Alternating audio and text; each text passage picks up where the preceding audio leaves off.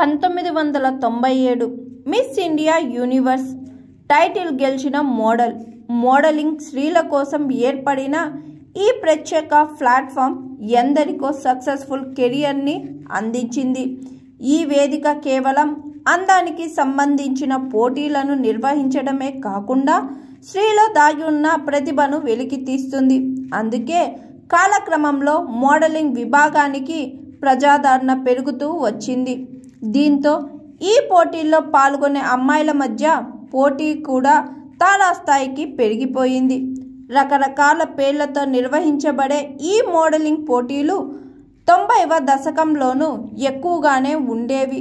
అటువంటి రోజుల్లో కూడా కొందరు భారతీయ మహిళలు తమ టాలెంట్, అందంతో కిరీటాల్ని సొంతం చేసుకున్నవారు ఉన్నారు. అలాంటి వారిలో నఫీసా జోసెఫ్ ఒకరు. ఇండియన్ మోడల్ అయిన ఈమె 1997 మిస్ ఇండియా యూనివర్స్ విజేతగా గెలవడంతో పాటు అదే సంవత్సరంలో మిస్ యూనివర్స్ పోటీలను సెమీఫైనలిస్టుగా నిలిచారు. ఈమె 1978 మార్చి 28వ తేదీన బెంగళూరు నగరంలో నిర్మల్ జోసెఫ్, ఉషా జోసెఫ్కు ఇద్దరు దంపతులకు నసీఫా జోసెఫ్ జన్మించింది. ఈమె బెంగళూరులోనే బిషప్స్ కాటన్ స్కూల్లో, సెయింట్ జోసెఫ్స్ కళాశాలలో విద్యాభ్యాసాన్ని కొనసాగించింది. ఈమె కథలిక్ అయినప్పటికీ ఈమె పేరులోని మొదటి పదం ఇస్లామిక్లో పెట్టడం జరిగింది. ఎందుకంటే ఈమె తండ్రి తరపు బామ్మ ముస్లిం కావడంతో ఆమెకు ఆ పేరు పెట్టారు. బాల్యం నుంచే ఎంతో చురుగ్గా ఉండే ఈమెకు మోడలింగ్లో అనుకోకుండా అవకాశం వరించింది. ఈమెకు తన 12వ ఏటలోనే ఓ ప్రకటనకి మోడల్గా అవకాశం రావడంతో అక్కడ నుంచి తన ప్రస్థానాన్ని కొనసాగించింది. ఎన్నో ఒడిదుడుకులను ఎదుర్కొంటూ అంచెలుగా ఎదుగుతూ ముందుకు దూసుకెళ్ళింది.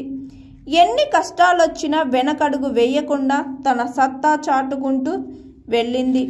జోసెఫ్ 12వ ఏటలో ఉన్నప్పుడు ఈమె పొరుగింటి వారు ఒక వేర్ హౌస్ ప్రకటనకి అవకాశం ఇప్పించారు. ఆ ఆఫర్తో ఈమె మోడలింగ్లో అడుగు పెట్టింది. ఈమె అందానికి, టాలెంట్కి ఫిదా అయిన ప్రసాద్ జోసెఫ్ని మోడలింగ్లో మరింత ముందుకు తీసుకెళ్లేందుకు సహకరించాడు. అతని ప్రోత్సాహంతోనే ఈమె మోడల్గా ఎదిగింది.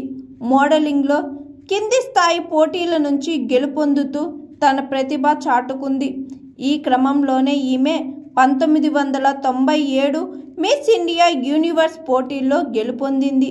ఆ పోటీల్లో పాల్గొన్న ఇతర మోడల్స్ కంటే జోసెఫ్ చిన్నది. ఆ టైటిల్ విజయంతో ఈమె దశ పూర్తిగా తిరిగిపోయింది. 1999లో ఈమె ఎంటీవీ ఇండియా వీజే పోటీలకు న్యాయ నిర్ణేతగా ఎన్నుకోబడింది. ఈమె ఎంటీవీ హౌస్ఫుల్ షోని సుమారు 5 ఏళ్ల పాటు నడిపించింది. ఈమె సిఏటిఎస్ టీవీ కార్యక్రమాల్లో సోనీ ఎంటర్టైన్మెంట్ టీవీకి నటించింది. 2004లో స్టార్ వరల్డ్లో స్టైల్ అనే కార్యక్రమాన్ని నిర్వహించింది. ఈమెకు కాబోయే భర్త గౌతమ్ కండూజా సహాయంతో టీవీ ప్రోగ్రామింగ్ విభాగం కంపెనీ 2 మిస్ని కూడా ప్రారంభించింది. ఈమె గ్లజ్ అనే మ్యాగజైన్ని ఎడిట్ చేసింది. అంతేకాదు ఈమె జంతు ప్రేమికురాలు కూడా.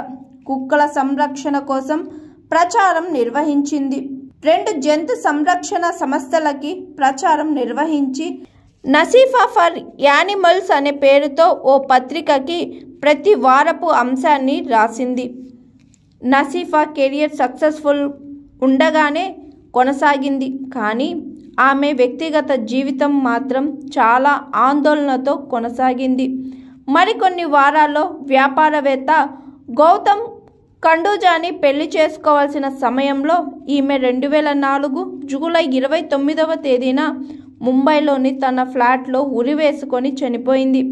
ఈమె బలన్మరణం చేసుకోవడానికి కారణం ఏంటంటే కండూజా 2 ఏళ్ల క్రితమే తన భార్యకి విడాకులు ఇచ్చారని పేర్కొన్నాడు. కానీ ఇంకా అదే సంబంధంలో అతను కొనసాగుతున్నాడని జోసెఫ్ కనుగొంది. దీంతో వారిద్దరి మధ్య వాదనలు జరిగాయి. వైవాహిక జీవితానికి సంబంధించిన విషయాలు చెప్పేందుకు అతడు నిరాకరించాడు. దీంతో లాభం లేదని భావించి జోసెఫ్ ఆత్మహత్య చేసుకుంది. ఈమె చనిపోయిన సంవత్సరం తరువాత సిఏటిఎస్లో ఆమె స్నేహితురాలు సహజ నటి మోడల్ కుల్జిత్ రంధావా కూడా ఆత్మహత్య చేసుకుంది. నా పేరు N Satyavathi. Please like, comment, share, subscribe GRTV. Hi, this is Swathi. Like చేయండి, షేర్ చేయండి, కమెంట్ చేయండి అండ్ సబ్స్క్రైబ్ చేయండి GRTV. Hi, this is Monica. Please like, share and subscribe GRTV.